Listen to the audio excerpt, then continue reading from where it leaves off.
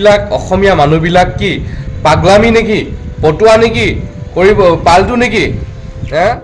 নমস্কাৰ বন্ধুসকল, সকলোকে স্বাগতম জনাইছোঁ। এইকেইদিন মানে ফেচবুক ইউটিউব খুলিবই নোৱাৰি, মানে ইমানেই বিতৰ্ক সৃষ্টি হৈ আছে এটা বিষয়ৰ ওপৰত। যিহেতু যোৱা দুদিনৰ আগত ৰাসৰ সমাৰোহ সমাপ্ত হৈছে আৰু গোটেই অসমকে ধৰি আমাৰ মাজুলী, য'ত আমাৰ সংস্কৃতিৰ প্ৰাণকেন্দ্ৰ বুলি কয়, খুব কুশলে বিভিন্ন ভাষাত বিভিন্ন ধৰণে আমাৰ ভগৱান শ্ৰীকৃষ্ণৰ ৰাসলীলা উদযাপন কৰিলে। তাৰে এক অংশ হৈছে আমাৰ মিচিং ভাষাত আমাৰ কলা কৌশলীসকলে খুব সুন্দৰভাৱে সেই ৰাসলীলা উপস্থাপন কৰিলে। এতিয়া মূল বিষয়টো হ'ল, যোৱা দুদিন ধৰি ছ'চিয়েল মিডিয়াত ইমান এটা বিতৰ্কৰ উত্তৰপাত হৈ আছে।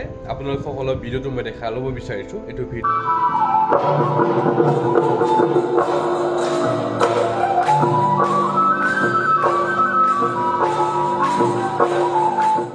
ইয়াতে কিছুমান লোকে ক'ব বিচাৰিছে যে ভগৱান শ্ৰীকৃষ্ণই বাঁহী বজাইছিলে, ভগৱান শ্ৰীকৃষ্ণই ক'ত দেখিলে যে ঢোলৰ চাপৰত গোপীসকলক নচোৱা বা ঢোল বজোৱা ক'ত দেখিলে? বিষয়টো ময়ো অৱগত নাছিলোঁ আৰু ইয়াৰ ওপৰত ময়ো ভিডিঅ' বনাইছিলোঁ। বিষয়টো ভালকৈ ময়ো মানে জনা নাছিলোঁ আৰু দুদিনৰ আগত ময়ো ভিডিঅ' বনাইছিলোঁ কি এনেকৈ ৰাসলীলা বনাব পাৰে নেকি, বা আপোনালোকৰ পৰা জানিব বিচাৰোঁ। বহুতে কমেণ্ট কৰিছিলে। হয়, যেতিয়া মহাভাৰতখন, বেদব্যাসৰ মহাভাৰতখন বা এই বাল্মীকি ৰামায়ণখন যেতিয়া অসমীয়ালৈ অনুবাদ কৰোঁতে তাৰ শব্দৰ ছন্দৰ কিছু মিল বা অমিল আমি দেখিবলৈ পোৱা যায় বা আমি দেখা পাওঁ। যিহেতু এই মহাভাৰতখন প্ৰথমে কোনটো ভাষাত উপস্থাপন কৰিছিল বুলি ক'লে, ধৰক বেলেগ এটা ভাষাত, আৰু আপুনি যদি আপোনাৰ নিজস্ব ভাষাত আপুনি যেতিয়া এই মহাভাৰতখন বা এই ৰামায়ণখন যদি আপুনি অনুবাদ কৰে, তেতিয়া আপোনাৰ ছন্দৰ শব্দৰ কিছু মানে আল সলনি ঘটিব পাৰে।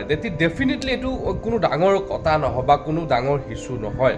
এই বিষয়টোৰ সন্দৰ্ভত কিছুমান পণ্ডিতে এনেদৰে ক'ব বিচাৰিছে যে আমাৰ মিচিং জাতিটোৱে এই ভগৱান শ্ৰীকৃষ্ণৰ ৰাসলীলাটো, এই গুৰুজনাই দি থোৱা ৰাসলীলাটো গোটেই আমাৰ মিচিং জাতিটোৱে শেষ কৰি পেলাইছে। এইটোতো বহুত এটা বেয়া কথা, হয়নে নহয়? যে হয়, মিচিং মানুহৰ আজি ক'ৰবাত ভুল হৈছে, কাৰণ কেতিয়াবা কাৰ্বি মানুহৰ কাইলৈ ভুল হ'ব, কোনোবা পিয়ৰ অসমীয়া বুলি কৰা নিজকে এই বৰা শইকীয়াৰ কেতিয়াবা ভুল হ'ব পাৰে, কিন্তু এই বুলি গোটেই জাতিটোক লৈ গালি পাৰিব নালাগে বা গোটেই জাতিটোক লৈ কথা ক'ব নালাগে। আপোনালোকক এটা ভিডিঅ' মই দেখাই ল'ব বিচাৰিছোঁ, আৰু এই ভিডিঅ'টো দেখাৰ লগে লগে এই পণ্ডিতসকলে কি মন্তব্য দিব বা কি এনচাৰ দিব আপোনালোকৰ পৰা মই এইটো আশা কৰি আছোঁ বা অপেক্ষা কৰি থাকিম। আপোনালোকে এইটো ভিডিঅ' চাই লওক। বশিষ্ঠৰ ৰাস মহোৎসৱত অদ্ভুত কাণ্ড। ইয়াত দেখুৱাইছোঁ আপোনালোকক সাংস্কৃতিক অনুষ্ঠানত কোনো শিল্পীয়ে অদ্ভুত গীত পৰিৱেশন কৰিছে। বিকৃত ৰূপত এগৰাকী যুৱতী শিল্পীৰ অদ্ভুত গীত। এয়া আচলতে শিল্পীয়ে নে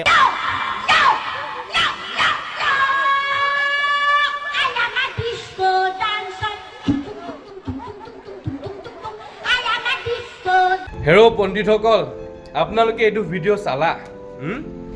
এটা ৰাস মহোৎসৱৰ অনুষ্ঠানত এই যুৱতীগৰাকীয়ে কেনেধৰণৰ সংগীত পৰিৱেশন কৰিছে আপোনালোকে জ্ঞাত নাই? আপোনালোকে শুনিও নুশুনাৰ বাও জুৰিছে, দেখিও নেদেখাৰ বাও জুৰিছে। আজি সেইটোৰ বিষয়ে কি ক'ব আপোনালোকে? যে এই গোটেই মানুহবিলাক, অসমীয়া মানুহবিলাক কি পাগলামি নেকি, পটুৱা নেকি, পাল্টু নেকি? কিছুমান মানুহে এনেকৈ গালি পাৰি আছে যে মিচিংসকল পটুৱা, মিচিংসকলে এই সংস্কৃতিটোক বিকৃত কৰিছে, মিচিংসকলে এই গুৰুজনাৰ আদৰ্শটো অপমান কৰিছে। বন্ধুসকল, আপোনালোকে জানে চব মানুহে ভুল কৰিব পাৰে। হয়তো কোনোবা পৰিচালকে হয়তো কেনেবাকৈ বেলেগকৈ উপস্থাপন কৰিব পাৰে বা কেনেবাকৈ ভালকৈ উপস্থাপন কৰিব পাৰে, কিন্তু এইটোৱে লয় গোটেই আমাৰ এই সমস্ত মিচিং জাতিটো বুলি কৈ দিয়াৰ লগে লগে গোটেই মিচিং মানুহখিনিৰ গাত এটা জুই জ্বলি উঠে।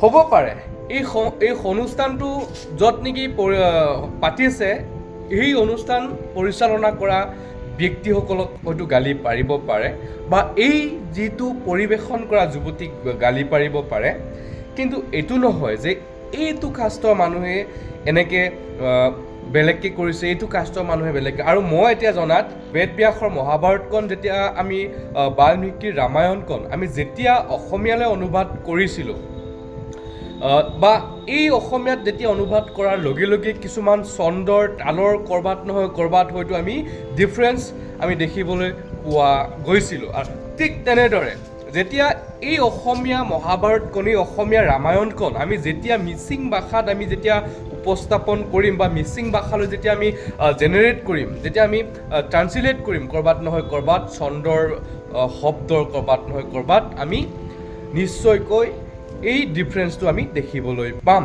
কিন্তু এইখিনি কোনো ডাঙৰ কথা নহয়, কোনো এইটো সমালোচনা কৰাৰ যোগ্য নহয় বা সমালোচনা কৰাৰ কোনো কাৰণ তাত সোমাই পৰিব নালাগে বুলি ভাবোঁ। তাকো আমাৰ মিচিং জাতিটোক লৈ, এটা জাতিক লৈ কোনো মানুহে মন্তব্য কৰিব লাগে বুলি আমি নাভাবোঁ। আজি আমাৰ মিচিং মানুহসকলৰ অৱদান অসমত বহুতখিনি আছে। যদি আমাৰ মিচিং মানুহসকলৰ ইতিহাস নাজানে, এই ইতিহাস পঢ়ি ল'বা, তাৰ পাছত এনেকুৱা মন্তব্য কৰিবা। যেতিয়া এজন মানুহে ভুল কৰিব, তাক কোনোবা সমালোচনা কৰিব, তাক আমি মানি ল'ব পাৰোঁ, কিন্তু যেতিয়া জাতিটোক লৈ যেতিয়া গালি পাৰিব, জাতিটোক লৈ কিবা এটা যদি কয়, তেতিয়া কোনো মানুহে সহ্য কৰিব নোৱাৰে। আজি আপোনালোকক দুটা ভিডিঅ' যে দেখুৱালোঁ, ইয়াৰ আপোনালোকে অন্তৰালটো কি দেখিলে, ইয়াৰ ডিফাৰেঞ্চ আপোনালোকে কি দেখিলে, কোনটোৱে এই জাতিটোক বা কোনটোৱে এই গুৰুজনাৰ সংস্কৃতিটোক কোনটো বস্তুৱে বিকৃত কৰা বুলি আপোনালোকে ভাবে, আপোনালোকৰ কমেণ্টসমূহ জনাবলৈ নাপাহৰিব। আজিৰ তাৰিখত আপোনালোকক এয়াই মই অৱগত কৰিব বিচাৰোঁ যে যদি কোনোবা ব্যক্তিয়ে ভুল ক'ৰবাত কৰিছে বা ক'ৰবাত বেয়া দেখিছে, আপোনালোকে এই ব্যক্তিজনক আপোনালোকে গালি পাৰিব পাৰে, কিন্তু তেওঁ হয় মিচিং সম্প্ৰদায়ৰ হ'ব পাৰে, তেওঁ হয় দেউৰী সম্প্ৰদায়ৰ হ'ব পাৰে, তেওঁ হয় এই আজৰিকা বৰা হ'ব পাৰে, কিন্তু এই বুলিয়ে যে এই সম্প্ৰদায়ৰ এজন মানুহে ভুল কৰিছে বুলি গোটেই জাতিটোক, মিচিং জাতিটো এনেকুৱা বুলি লেতেৰা বা এই বড়ো জাতিটো লেতেৰা, এই জাতিটো এনেকুৱা বুলি কোৱাটো কোনো ধৰণৰ গ্ৰহণযোগ্য বুলি মোৰ ফালৰ পৰা নাভাবোঁ। বন্ধুসকল, আজিৰ এই সামান্য বিষয়টো আপোনালোকৰ আগত উত্থাপন কৰিলোঁ আৰু আপোনালোকে বিবেচনা কৰিব কোনটো সঁচাকৈ আমাৰ এই সংস্কৃতিটোক অপব্যাখ্যা কৰিছে, কোনটোৱে সঁচাকৈ আমাৰ এই জাতিটোক এই সংস্কৃতিটোক বিকৃত কৰিছে। আপোনালোকৰ কমেণ্টসমূহত আপোনালোকে লিখিবলৈ নাপাহৰিব। জয় আই অসম।